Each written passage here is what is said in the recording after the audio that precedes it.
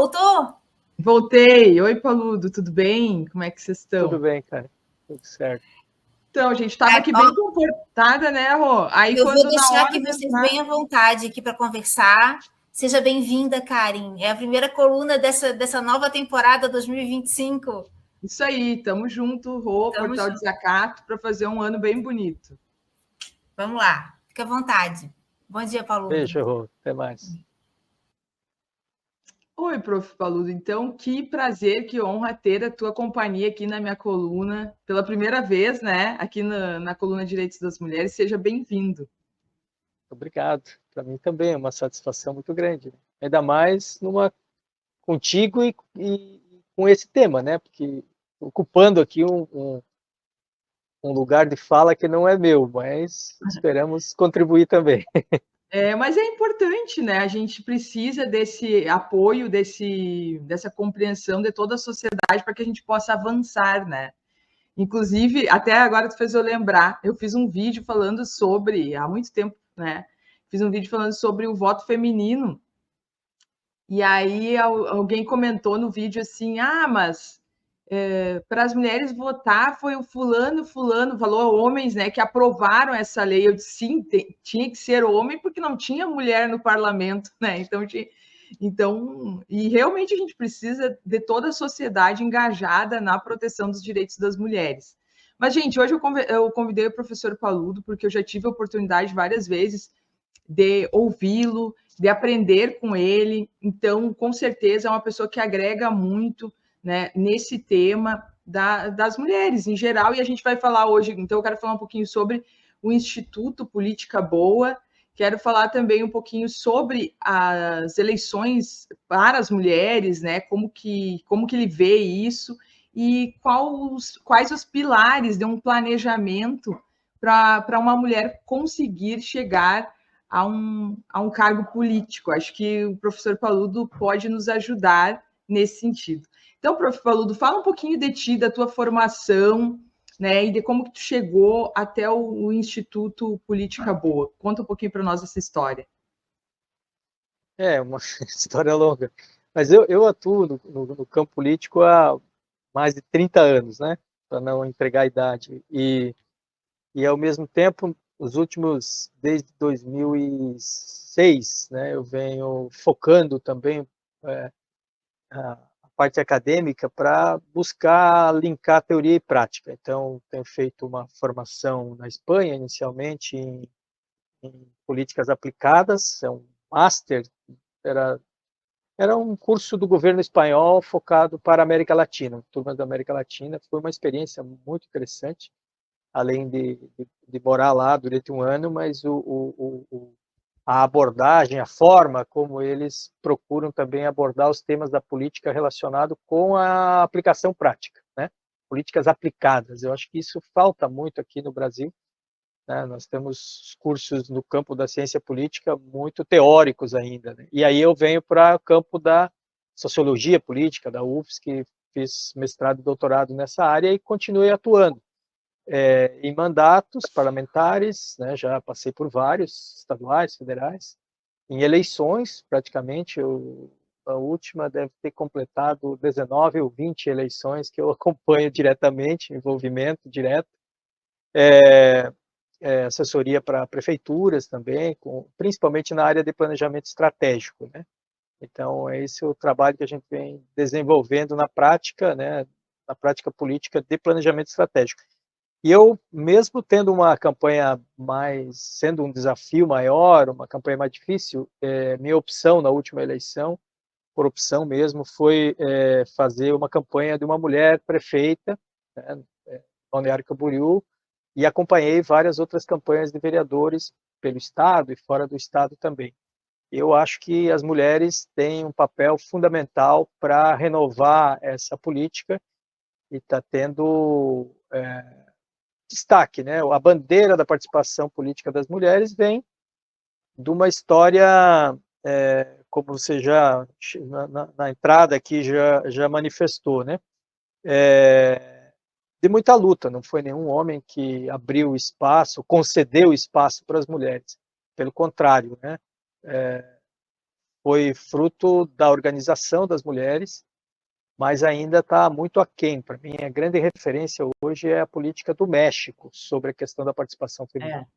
Com certeza. A própria Constituição mexicana, né, prevê a paridade. Sabe que eu fiz o meu mestrado e depois a minha ideia era engatar num doutorado sobre esse tema da participação das mulheres na política, e eu queria partir desse estudo comparado entre o Brasil e o México, porque lá na Constituição, aliás, a Constituição mexicana já inspirou a Constituição brasileira de 1934, né, que é a Constituição que avança ali no que se refere aos direitos sociais, que vários direitos trabalhistas são incorporados na nossa Constituição. E agora, mais contemporaneamente, a Constituição mexicana, então, ela prevê a paridade das mulheres, né? Porque hoje a legislação brasileira prevê uma cota que é de gênero, não é nem de mulheres, o pessoal fala cota de mulheres, né? Mas é uma cota de gênero para candidatura. Mas no México há uma previsão dos cargos, né? Então, se tem 50 cargos, 25 mulheres, 25 homens. Então, realmente, é uma boa lembrança. A disputa presidencial foram 2 mulheres, né, que disputaram a eleição. E tem outras peculiaridades da legislação eleitoral do México, que nenhum político pode concorrer 2 vezes ao mesmo cargo, desde vereador, deputado. Então você pode disputar outro cargo, né? O mandato é de 6 anos, então tem um mandato um pouco maior, e não existe reeleição nem no parlamento. Eu acho uma política interessante, porque evita esse carreirismo, né? Política não é profissão, né? Isso Weber já dizia, tem um livrinho, uma palestra dele de 1919, que é Política e Ciência, 2 vocações, né? E aí, dentro da vocação política, ele fala que existe quem vive para a política, né? Que é exatamente quem é militante, que quer contribuir com a boa política, com a política boa, né?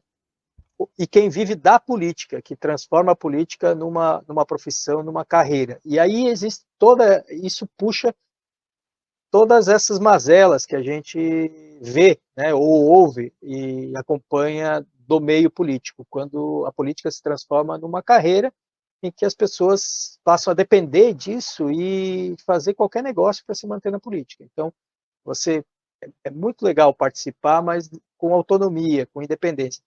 E aí o sistema, 2 sistemas políticos, os sistemas partidários que eu conheço, o México é o mais interessante nesse sentido. Então tem esses 2 pilares, da não reeleição, e agora, né, foi a primeira eleição em que foi implementado essa legislação da paridade, né, da paridade nos cargos, não é apenas nas candidaturas. Eu acho que é uma revolução do ponto de vista da política, da boa política moderna, né?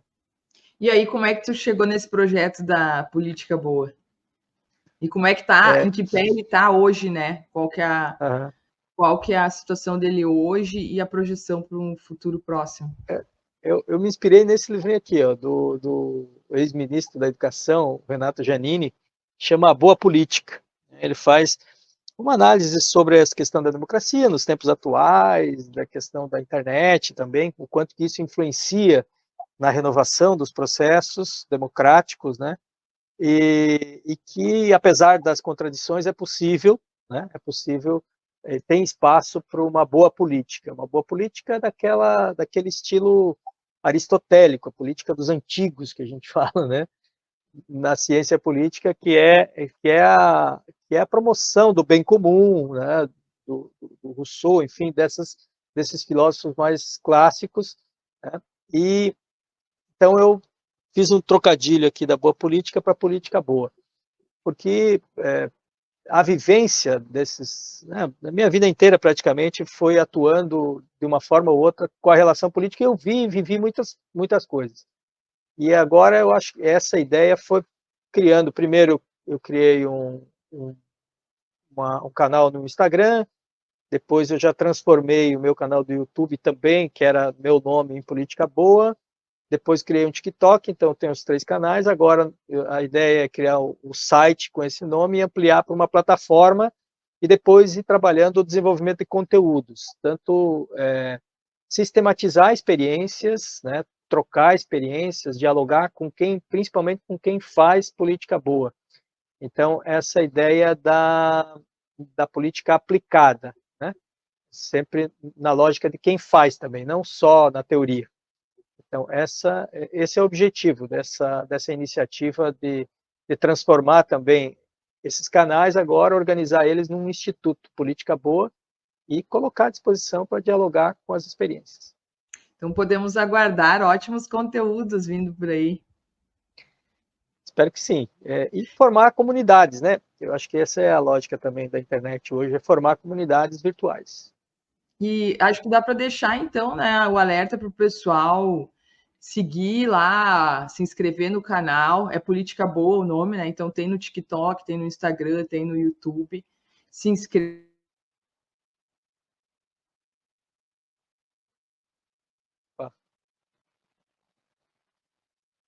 Parece que deu uma travadinha aí, Karen. Conexão com a Karen deu uma travadinha. Quando ela estava fazendo o merchandising aqui dos meus canais, acabou travando. Pois é, justo nesse momento. Justamente. Mas então, gente, ó, eu vou continuar aqui com o merchandising. Oi, Karen, voltando. De novo, eu já ia né? retomar aqui com o teu texto aqui, que essa parte eu sabia. Mas isso é uma equipe alinhada, né? Exatamente. Então, gente, sigam lá, né? E também sigam a Prof. Karen, eu também tenho os meus canais lá, né? Sigam o Prof. Paludo com a Política Boa. E não deixem de deixar o joinha nesse vídeo também, né? Deixem o joinha, compartilhem para que a gente possa propagar mais informações boas, né? E, Prof. Paludo, em relação às mulheres, né? Tu que tem esse contato mais amplo, tem toda essa vivência, como é que tu vê, né, hoje o cenário das mulheres na política? Tu já falou algumas coisas, mas eu acho que daria para fazer um resuminho sobre isso, assim, qual que é a tua visão e o que tu tá vendo assim que vai acontecer no que se refere a isso, né? Tu deu aqui alguns sinais antes dizendo que as mulheres que existe, né, que as pessoas estão sedentas por mais mulheres na política, e eu sinto isso também, né? Eu acho que é um espaço ainda que tem um campo fértil, né? Mas queria ver a tua visão de alguém que atua nessa área há tanto tempo, como é que tu vê esse tema? É importante, as coisas vão mudando lentamente, né? Houveram mudanças importantes nos últimos tempos, principalmente no Brasil, mas ainda temos, do ponto de vista da legislação, né, somos atrasados se compararmos com realidades como a gente comentou aqui, do México, né, e outros países. Efetivamente, também eu tenho feito um estudo rápido pós-eleições agora, e nós temos um crescimento vegetativo muito pequeno da ocupação dos espaços nas eleições. Então, as mulheres hoje representam no executivo 12% dos cargos no Brasil, dos municípios. E no parlamento, tanto municipal quanto estadual e federal, ainda uma representação muito pequena. E é óbvio que esse crescimento, né, então, nos partidos políticos, ainda há um tratamento muito machista da política, né, muito centralizadora, muito controlada, né, não tem levado a sério essa participação efetiva das mulheres, né, na ocupação dos espaços. E eu acho que isso traz, né, por um lado, uma renovação da forma de fazer política, e obviamente que isso é contraditório. Nós estamos falando aqui apenas do ponto de vista político ideológico de esquerda e direita, porque nós temos mulheres de ambos os lados que são protagonistas, né, e que trazem contradições. Então, por exemplo, a Isadora estava comentando antes de alguns projetos de lei, né, de iniciativas, vamos olhar na Assembleia Legislativa, né, então nós temos mulheres protagonistas de políticas atrasadas também, né? Então, não quer dizer que todas as mulheres vão ser progressistas. Essa participação é justo, é necessário, renova do campo de vista político, mas também renova as contradições, né? Então, por isso que precisa mobilizar de ambos os lados, né? E principalmente a gente fala aqui num canal que tem referência de esquerda, nós precisamos ter as mulheres de esquerda mobilizadas, participando cada vez mais, e eu sei que é difícil, eu acompanho, eu sei quanto é difícil, quanto é penoso, né, a participação das mulheres, porque muitas vezes exige um esforço sobrenatural, né? O sistema todo está controlado e acomodado na zona de conforto na mão dos homens. Nós precisamos quebrar isso. E eu sou, como eu falei, não é meu lugar de fala, mas é uma opção política. Assim. Minha preferência hoje de atuar no campo político, sempre vou optar entre acompanhar, assessorar, planejar uma campanha, um mandato de uma mulher e um homem, eu vou sempre preferir contribuir com as mulheres. Eu acho que ela é uma dinâmica também. Eu gosto da forma de atuação, da visão mais ampla, mais holística, mais geral que tem da política, e não só aquela visão de resultado, a visão pragmática que já está contaminado, principalmente na forma de pensamento dos homens, muito linear, muito direcionado, muito pragmático. Às vezes, o que eu vejo assim, é que muitas mulheres acabam replicando, né, a forma de fazer política dos homens. Claro, existem vários fatores, né? Tem uma insegurança também, né, de fazer algo diferente. Tem tudo isso que tu relatou, né? Mas até eu, como advogada trabalhista que sou, a gente vê isso também no mercado de trabalho, né? E no judiciário. Muitas mulheres, assim, no judiciário total, né? A gente vê todo dia nos processos posicionamentos machistas também dos atores, de todos os atores, sejam eles homens ou mulheres. Então, isso tá em tudo, né? A política é um extrato da sociedade, como dizem. Mas, assim, no mercado de trabalho, tem várias teorias que a gente estuda, né? E eu trago muito isso para a política, porque, às vezes, mesmo que a mulher consiga um lugar de destaque, muitas vezes ela é um mecanismo, né? Ela é um instrumento do homem, né? Então ela não coloca ali a sua essência. Eu acho que isso é muito importante, né? Eu acho que isso que vai trazer uma mudança benéfica para a política, um equilíbrio e um avanço para a gente, né? Enquanto sociedade. Bom, a gente já está terminando aqui o nosso tempo, né, professor? Então, eu queria que tu, nesses minutos finais, falasse para nós assim, ó, qual é o primeiro passo para a gente conseguir ser mais prático e mais... Qual é o primeiro passo para uma mulher que queira fazer parte da política, né? Qual que é a primeira atitude que ela tem que ter, assim, para conseguir estar nesse ambiente e, quem sabe, chegar a um cargo político ou, enfim, alguma função que tenha gerência, né, na seara da política? Qual que é a sua opinião e sugestão sobre isso? Eu acho que precisa ter um projeto, uma ideia, uma proposta, né? Um querer ser. Parte muito da iniciativa e da vontade. A partir daí, juntar algumas pessoas, né, de confiança, mais próximos, que possam contribuir. Eu acho que toda construção política precisa ser uma construção coletiva, então você ter um pequeno grupo de apoio é importante, né, que possa compartilhar as ideias, trocar e amadurecer esse projeto, porque é isso que faz com que a gente possa desenvolver esses processos. E depois, né, provavelmente, a participação interna dentro dos partidos também, né, para quem for concorrer, disputar espaços políticos, é uma vivência importante, porque tem os mecanismos ali de controle que são muitas vezes utilizados para quem não participa há mais tempo, acaba sendo vítima desses processos, né? Porque a gente vê muita gente boa sendo excluída enquanto pelos controles internos dos partidos. Então, isso também influencia.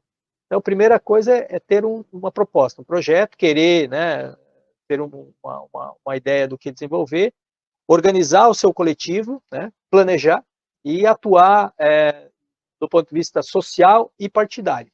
e depois a política vem como consequência. Hoje a gente trabalha o conceito de que você está em campanha permanente, você não pode parar, né? As redes sociais exigem isso, você não pode parar porque senão não acumula politicamente. Se você ficar parado um mês, do outro mês você tem que começar do zero. Então, depois que começou, não dá mais para parar. Por isso que precisa ter projeto, para não precisar interromper, né, no meio do caminho.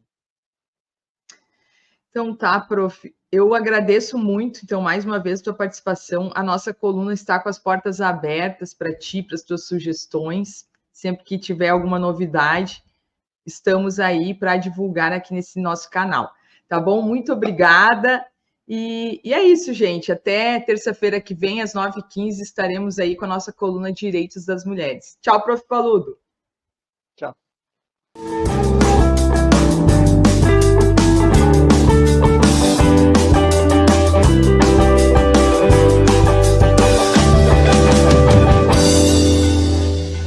Este programa é apresentado graças aos nossos apoiadores culturais. Sintraceb, FESESC, Sindisaúde Santa Catarina, Sinjusc, Sinergia, Sintracem, Sinasef, Seção Sindical IPSC, Sindiprev Santa Catarina, Sintesp, Stiel. Seja um apoiador cultural. Ligue para 499-8808-5438.